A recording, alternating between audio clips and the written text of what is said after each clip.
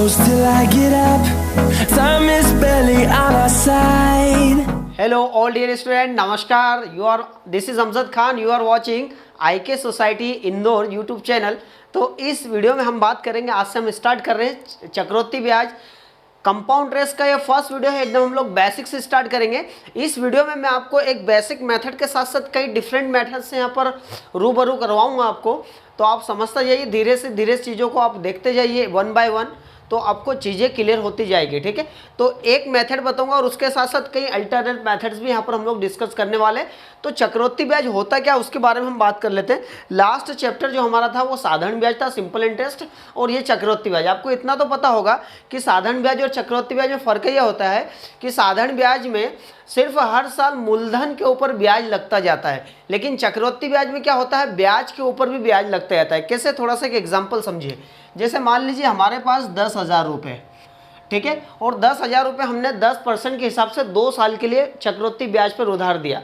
तो ब्याज कितना बनेगा, तो देखिए 2 साल, तो ये पहला साल और ये दूसरा साल, तो 10% ब्याज. इसका मतलब ये हुआ कि इसका 10% कितना होता है, 10,000 का 10% होता है 1,000 रुपये.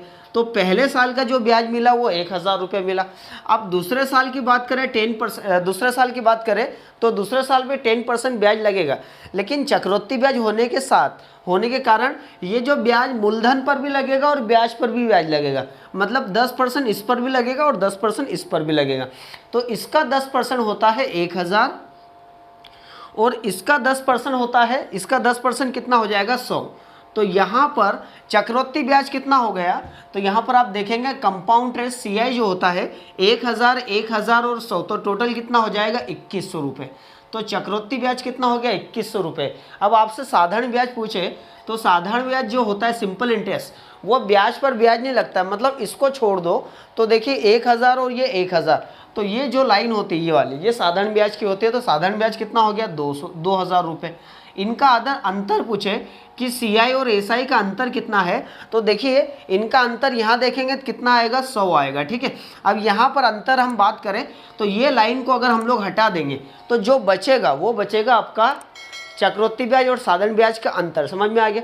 अब आप समझते हैं यहाँ पर मिश्रधन क्या होता है, तो मिश्रधन अमाउंट इक्वल टू होता है प्रिंसिपल प्लस कंपाउंड इंटरेस्ट, है ना. तो प्रिंसिपल मतलब धनराशि कितनी, 10,000 रुपये, और चक्रवृद्धि ब्याज आप देखेंगे तो चक्रवृद्धि ब्याज कितना है यहाँ पर टोटल मिलाकर 2,100 रुपये.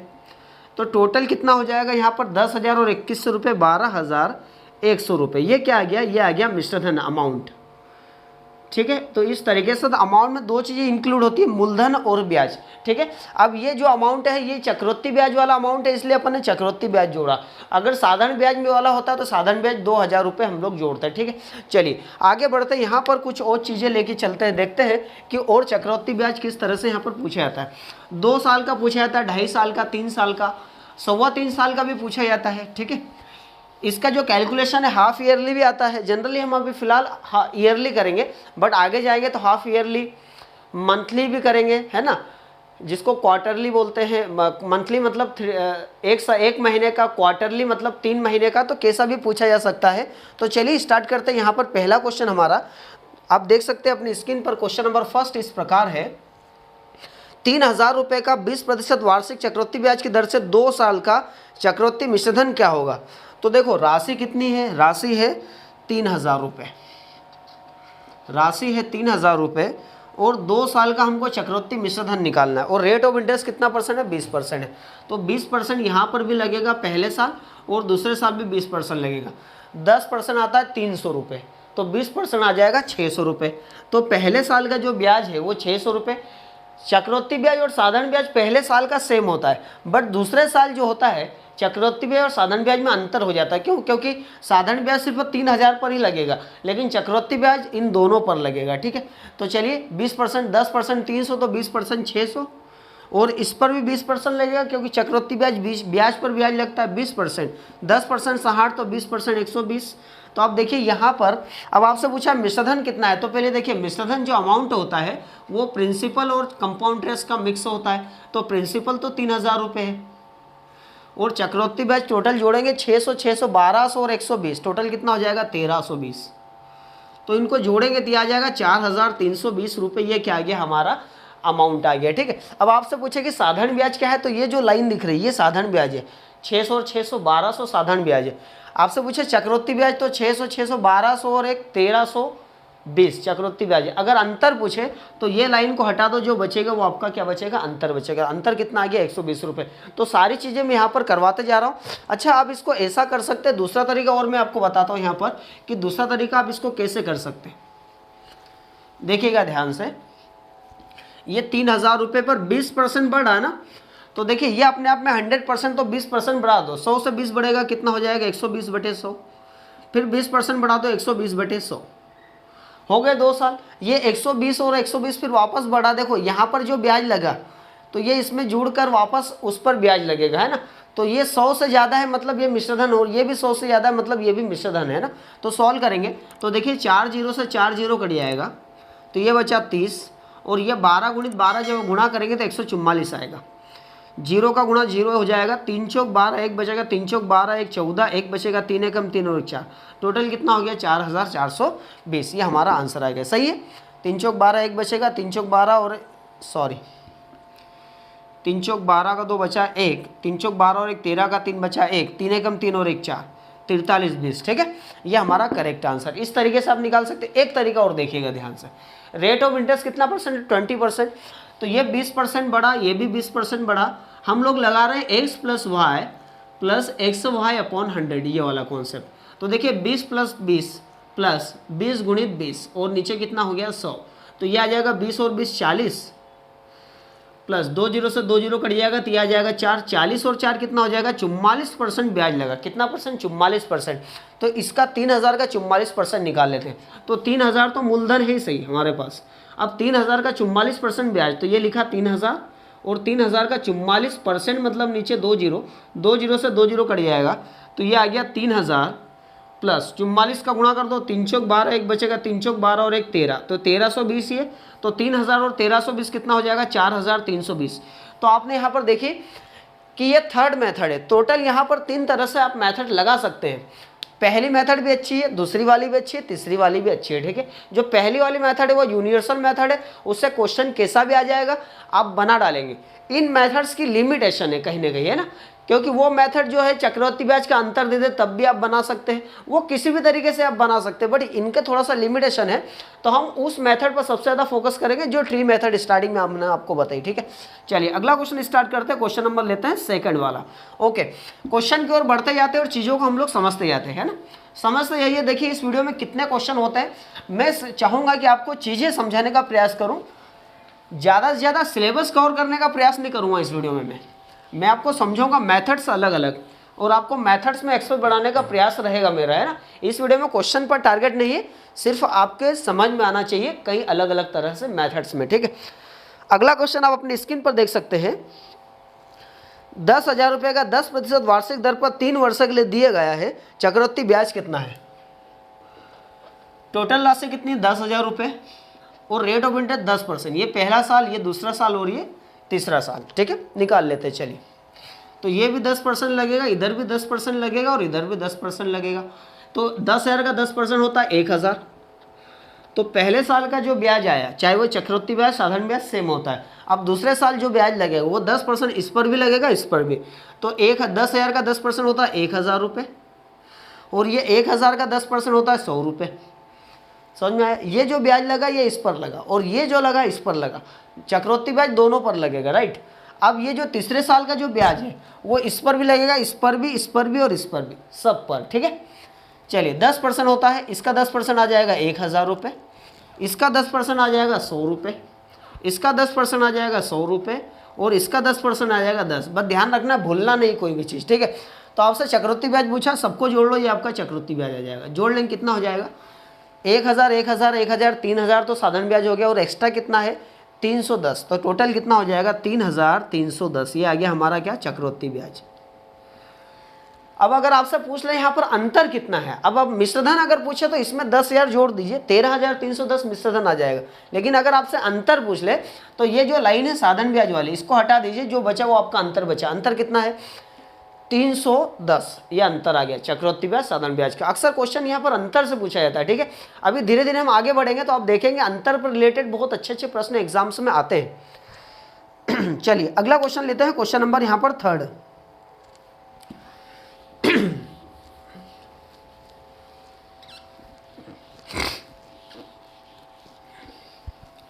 क्वेश्चन नंबर 3rd आपकी स्क्रीन पर इस प्रकार है, 10% वार्षिक चक्रवृद्धि ब्याज की दर से 2000 रुपये कितने साल में 2420 रुपये हो जाएंगे। 2000 रुपये कितने साल में 2420 रुपये हो जाएंगे। अच्छा, आपको एक फार्मूला पता होगा, A बराबर P1 + R/100 की पावर T। ये फार्मूला आप सभी को पता होगा। हम इसको बिना फार्मूले से भी कर सकते हैं, बट इससे करेंगे तो ज़्यादा आसान तरीके से कर पाएंगे। ओके, देखिए यहाँ पर 2000 रुपये 2420 रुपये हो रहे हैं, तो मूलधन कितना है 2000 रुपये। 2000 रुपये कितने हो रहे हैं 2420 रुपये हो रहे हैं। कितने साल, रेट ऑफ इंटरेस्ट कितना परसेंट है, रेट ऑफ इंटरेस्ट है 10%, तो यहाँ रखेंगे 10%। परसेंट मतलब नीचे 100 हो जाएगा, ऊपर कितना चल रहा है T, ये नीचे आएगा। तो देखिए 2420 और नीचे कितना चल रहा है, नीचे आ जाएगा 2000 रुपये बराबर, ये 0 से 0 कट जाएगा, 10 एकम 10 और एक कितना 11/10, ऊपर कितना चल रहा है T, समझेगा। ये 0 से 0 कट गया, ये नंबर दोनों 2 से कट जाएंगे ना, 2 से काटेंगे इसको तो 2 एकम 2, 2 2 4, 2 एकम 2 और ये 2 एकम 2, 100 बार कटेगा, दिया है 121 और ये आ गया 100। तो ये देखिए 11/10 है, तो ये 11 है, तो यहाँ भी 11 लाने के लिए किसका वर्ग होता है, ये 11 का वर्ग होता है। यहाँ 10 है तो यहाँ 10 लाने के लिए 10 का वर्ग होता है। ये 11 का ये 10 का वर्ग है, तो 11/10 पूरे का वर्ग हो जाएगा। और उधर कौन चल रहा है, उधर चल रहा है 11/10 की पावर कितना T चल रहा है, तो T का मान कितना आ गया 2, मतलब 2 साल में 2000 रुपये 2420 रुपये हो जाएंगे। इस तरीके से आप इसको फाइंड कर सकते हैं। आप इसको ट्री मेथड से भी निकाल सकते हैं, उससे भी आपका आ जाएगा। ठीक है, चलिए अगला क्वेश्चन लेते हैं, क्वेश्चन नंबर यहाँ पर हम लोग 4th वाला,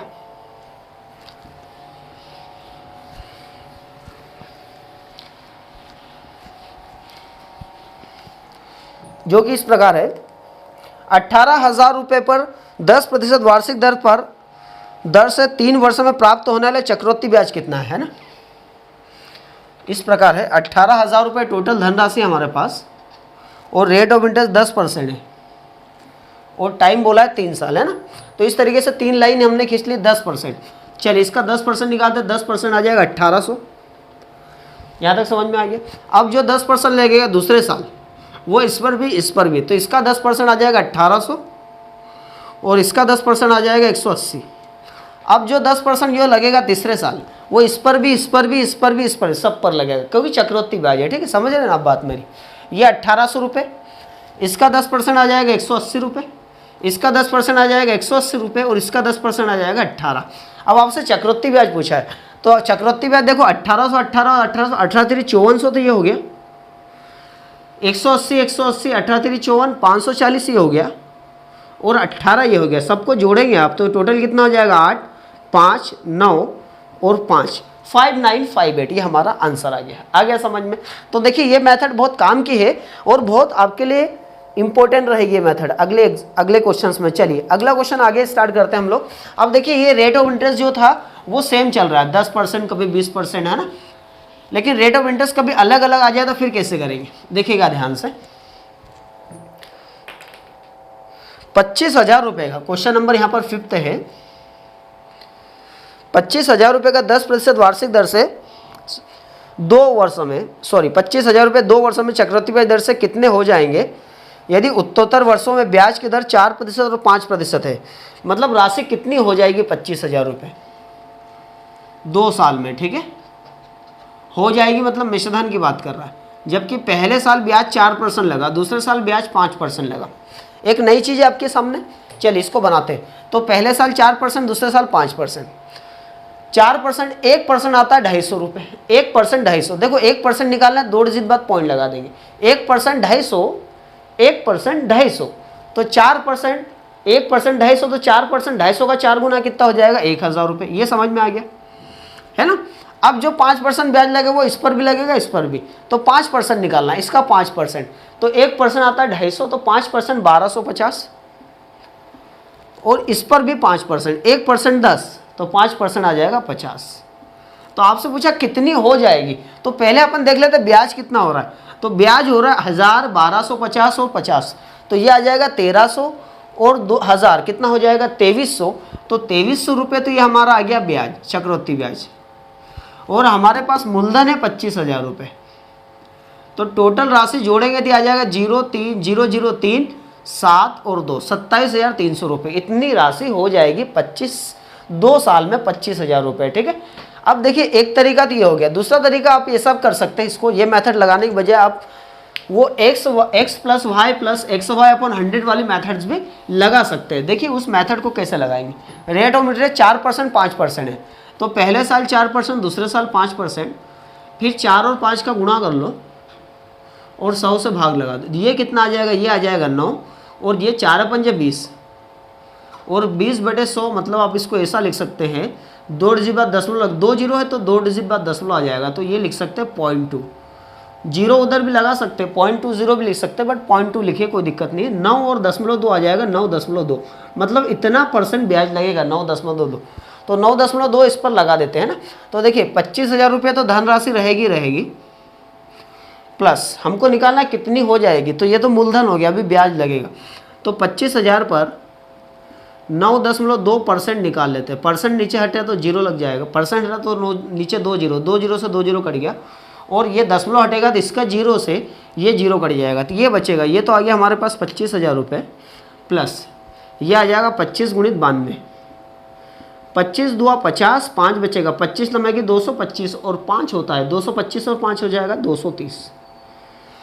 तो 2300 रुपये और 25,000 ये, तो टोटल कितना हो जाएगा 25,000 में 2300 रुपये जोड़ दो, हमारा आ जाएगा कितना 27,300।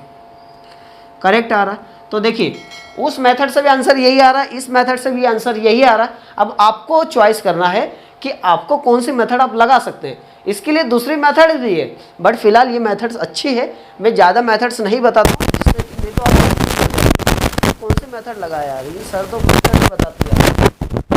अगला क्वेश्चन लेते हैं, क्वेश्चन नंबर 6।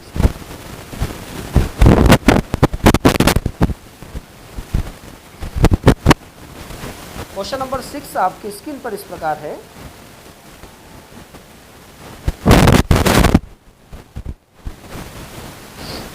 एक पेड़ की ऊंचाई में प्रतिवर्ष 1/8 गुना वृद्धि होती है। हर साल कितनी गुना? 1/8 गुना वृद्धि होती है। यदि पेड़ की वर्तमान ऊंचाई कितनी है 64 सेंटीमीटर है, तो 2 वर्ष बाद इसकी ऊंचाई कितनी हो जाएगी? देखो वर्तमान में जो उसकी प्रेजेंट हाइट है वो कितनी है 64 सेंटीमीटर, तो 2 साल बाद कितनी हो गया? 2 साल बाद। तो देखिए वर्तमान में 1/8 बढ़ेगी, तो अभी उसकी हाइट कितनी 8, तो 1 बढ़ जाएगी, तो 8 से 1 बढ़ के कितनी हो जाएगी 9, है ना। फिर से ये पहले साल की होगी, दूसरे साल वापस 8 होगी, तो 8 से 1 बढ़कर 9 हो जाएगी। तो पहले हाइट कितनी थी 64, अब हाइट कितनी हो जाएगी 81।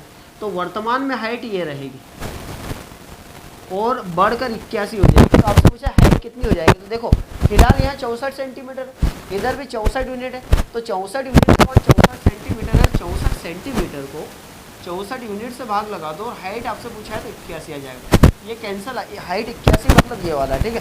ये कैंसिल आप जब करेंगे इसको तो आ जाएगा कितना 81 सेंटीमीटर। बस इस तरीके से आप इसको सॉल्व आउट कर लेंगे, है ना। तो एक बहुत अच्छा क्वेश्चन है। चलिए आगे बढ़ते हैं, अगला क्वेश्चन यहाँ पर हम लोग एक क्वेश्चन और इसी पैटर्न में, जिससे आपको चीज़ें और अच्छे से समझ में आ जाएगी।